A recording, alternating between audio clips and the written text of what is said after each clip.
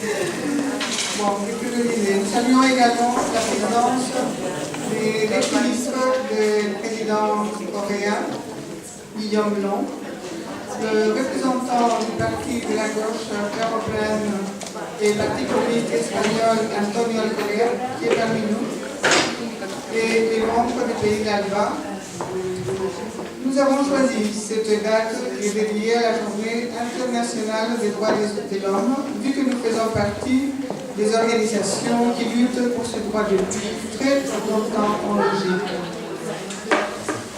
Aujourd'hui, en Amérique latine, il y a des luttes fort importantes en défense des droits des citoyens et nous voyons avec stupeur que ces droits sont systématiquement violés. C'est à ce sujet que nous voulons parler ce soir. De nos jours, ces luttes passent par des moments très difficiles, mais nous gardons l'espoir et considérons qu'il est important de nous rencontrer en ce moment et de faire une analyse de ce qu'ils vivent nos peuples. L'objectif de cette soirée est de jeter un bref regard sur ce qui se passe dans les pays où le néolibéralisme s'est imposé ces dernières années, comme c'est le cas du Brésil, du Chili, de la Colombie, de l'Équateur, du Mexique et du Venezuela. Il s'agit d'un modèle qui a échoué pendant les dernières décennies et malgré leur mauvaise expérience, il est de retour est imposé par des tricheries, des mensonges, par la force de la manipulation. Nous allons représenter cette réalité à travers des exposés, de la musique, des chants et en partageant des moments agréables entre des personnes préoccupées par notre avenir. Salutations, nous allons recevoir à M. Antonio Alcocer de la gauche européenne qui va nous saluer ce soir.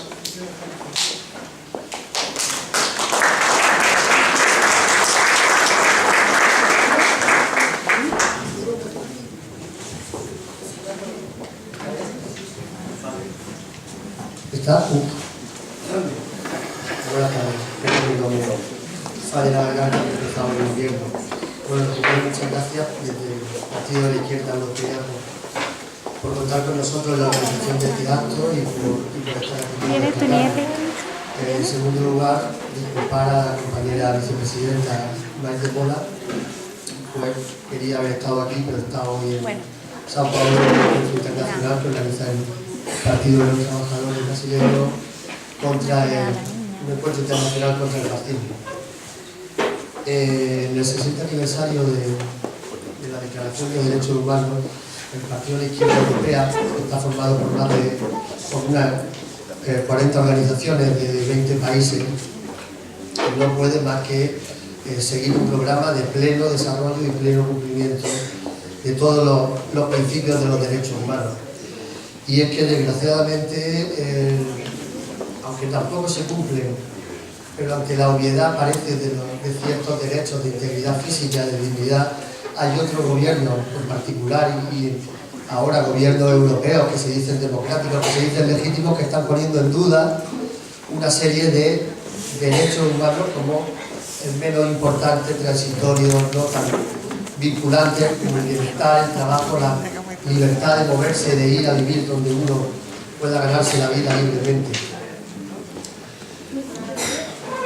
Y está claro que, como dicen los derechos humanos no pueden ejercerse nunca en contra de otros derechos, en contra del bienestar general de la gente. Nuestra organización además es particularmente consciente y defiende y condena particularmente todos los sufrimientos que los pueblos de América Latina y que vosotros y las organizaciones que aquí convocan conocéis bien. Por eso seguimos orgullosos de trabajar con vosotros y con vosotras, de reivindicar el pleno desarrollo de los derechos humanos en nuestros países, en cualquier país del mundo, en cualquier sitio, venga uno de donde venga y tenga la condición social que tenga, sin ningún tipo de recorte, sin ningún tipo de excepción.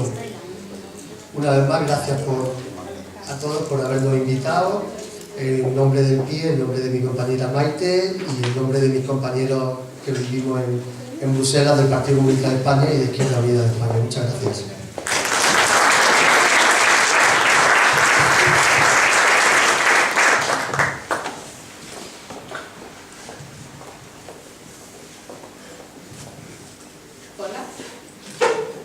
Commençons par le Chili. Patricia León, licenciée en sciences politiques, membre du réseau chilien à l'extérieur de membres du comité assemblée constituant, nous parlera du cadre institutionnel du Chili actuel. Cadre légal qui date de l'époque du dictateur Pinochet et qui empêche toute forme de transformation très nécessaire à notre démocratie.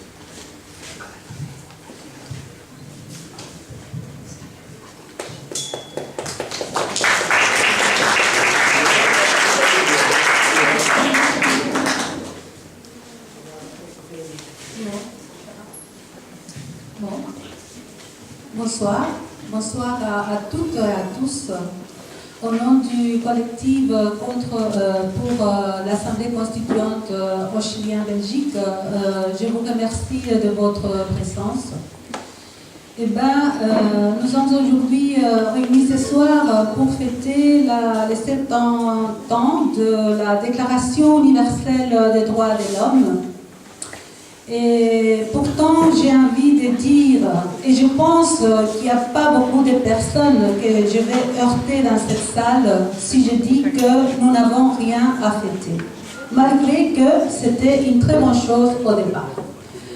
D'un côté, nous avons le gouvernement néolibéraux, servile aux intérêts du néolibéralisme, qui bafoue partout nos droits, ici et ailleurs. D'ailleurs, aujourd'hui même, à Paris et à Bruxelles, il y avait des grosses manifestations à cause de ça. D'un autre côté, nous avons aussi les moyens et les méthodes qui sont de plus en plus remis en question en ce qui concerne la mise en œuvre des dispositifs dont l'Assemblée, dont les Nations Unies se sont dotées pour mettre en œuvre ces droits. Pour illustrer cela, je vais faire mention à la récente nomination au poste de haut commissaire aux droits de l'homme devant la ONU de notre ex-mandataire Michelle Bachelet, dont son bilan en matière de droits de l'homme reste quand même assez incomplet. C'est la moindre des choses que je puisse dire à ce propos. En effet, les promesses, les engagements n'ont pas été tenus. Nous avons la Constitution, par exemple, qui était un engagement, n'a pas été modifiée, et nous continuons toujours avec cette Constitution qui date de l'époque de la dictature. C'est une Constitution qui favorise l'impunité, qui favorise la persécution politique et qui favorise aussi que c'est une violence qui exerce, une violence institutionnelle contre les plus démunis des secteurs populaires au Chili, qui est la majorité du peuple. Par rapport à l'impunité, je veux dire qu'il existe au Chili une culture de l'impunité qui se matérialise par l'existence du décret loi 2191 qui date, comme on l'a bien dit tout à l'heure, de l'époque de la dictature et plus connu comme sous le nom de loi d'amnistie de 1978 qui accorde aux militaires l'amnistie pour des crimes commis entre 1973 et 1978. Il faut savoir que c'est la période où les droits de l'homme ont été violés atrocement au Chili. C'est la période la plus cruelle en ce qui concerne la violation des droits de l'homme. Ce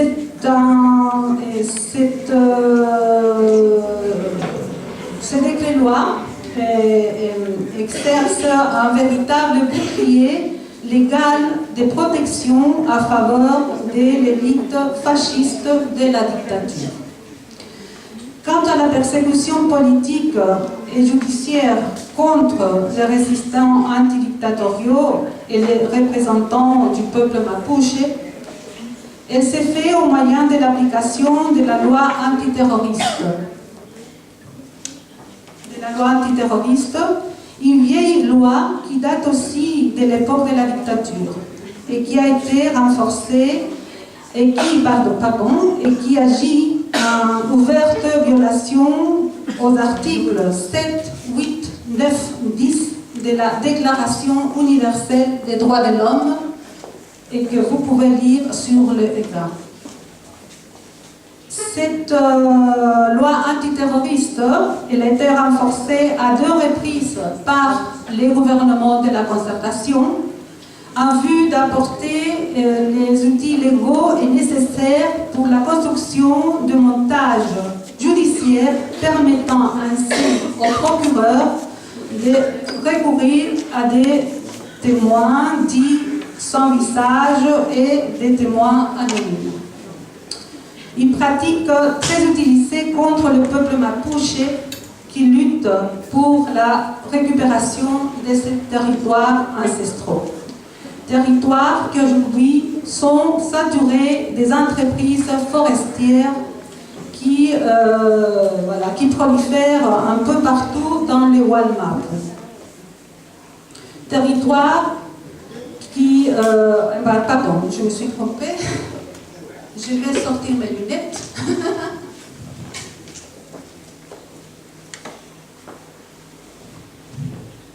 Voilà.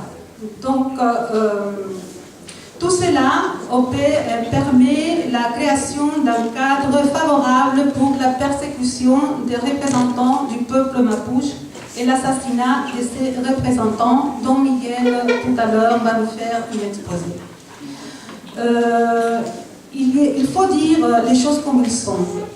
Et il faut dire que pendant le gouvernement post-dictature, excusez-moi, mais c'est difficile à dire des gouvernements démocratiques, il y a eu 15 représentants mapuche assassinés, dont 4 sous le mandat de Michelle Bachelet.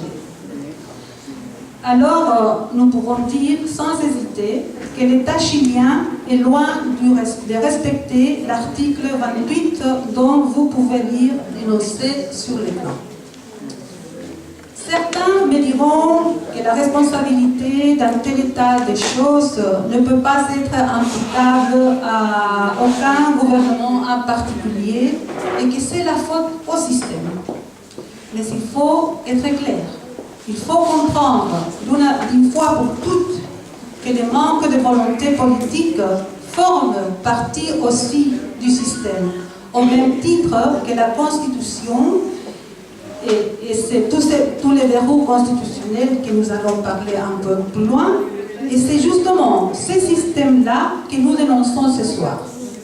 Par exemple, la Constitution héritée de la dictature ne contemple aucune règle interdisant la modification du modèle néolibéral.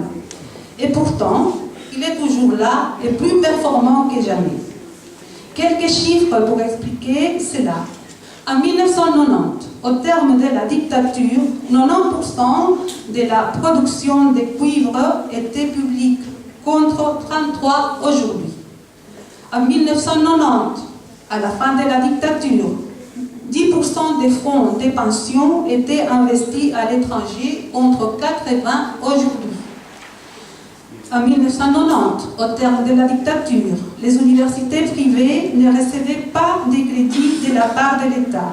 Aujourd'hui, ces universités privées, qui d'ailleurs donnent une très mauvaise qualité d'enseignement, se sont multipliées grâce à l'octroi des crédits au détriment des universités de l'État qui a été obligé de privatiser une partie de ses activités pour pouvoir survivre.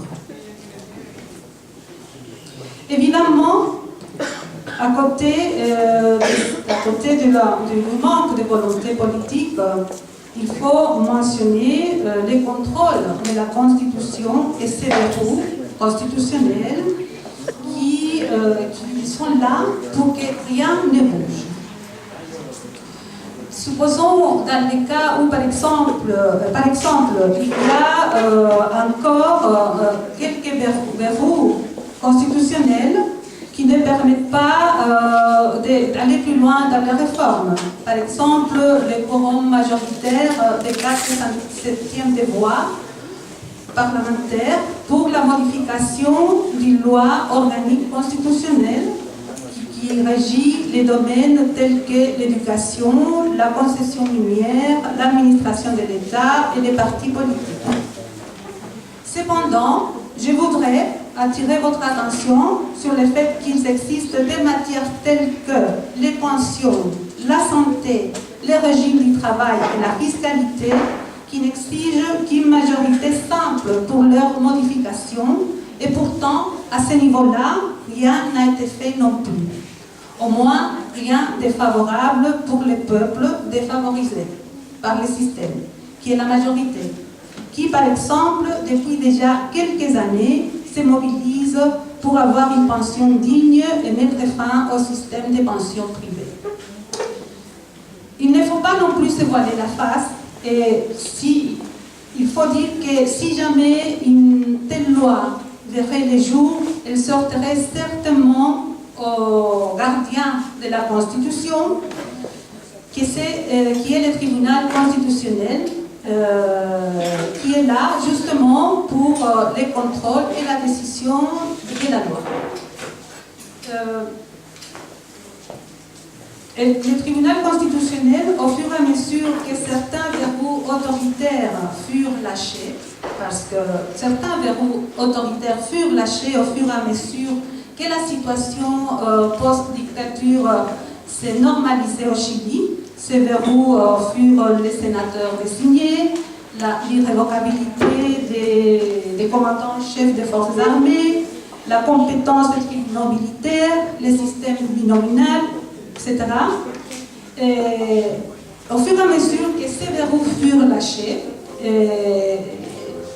le tribunal constitutionnel est devenu encore plus puissant en ce qui concerne les contrôles des lois, et c'est vraiment un organisme qui exerce une vraie autorité sur la loi au Chili.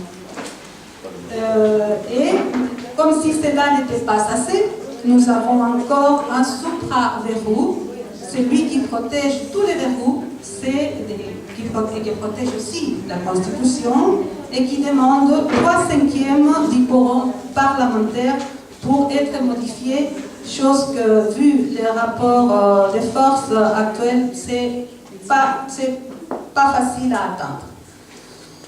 Ou qui n'a pas été facile dans le passé, quoique maintenant les choses commencent à changer à ce niveau-là.